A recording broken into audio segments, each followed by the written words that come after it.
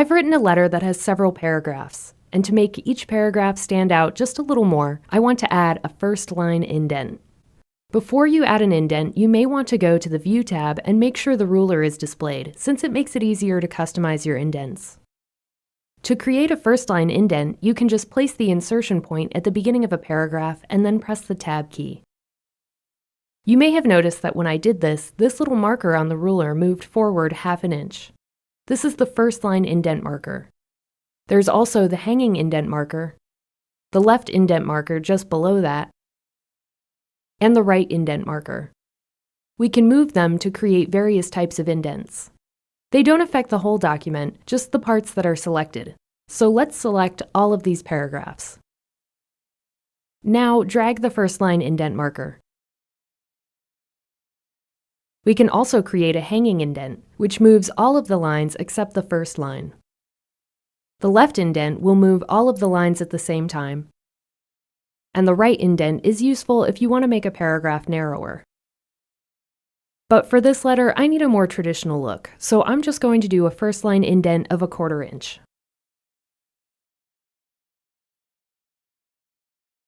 Indents are a good way to keep things lined up in your document, but for more complex documents, such as resumes, they're not always enough.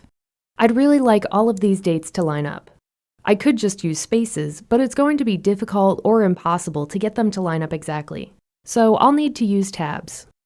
If I place the insertion point right before the text I want to align, and then press the Tab key, it's going to jump forward in ½ inch increments. It's much easier to align these dates this way. If you go to the Home tab and click the Show Hide command, you'll be able to see the tabs, and they show up as these little arrows. You can delete them by pressing the backspace key.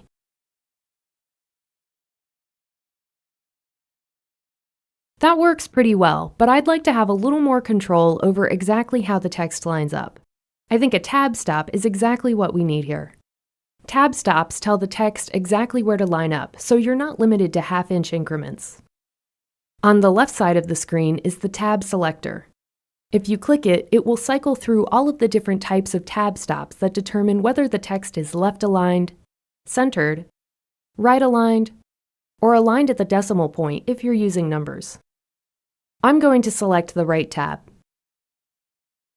Just like with indents, tab stops only apply to the selected paragraph.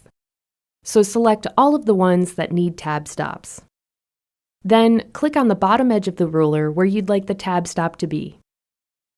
You can add more than one if you need to, and you can remove them just by dragging them off the ruler.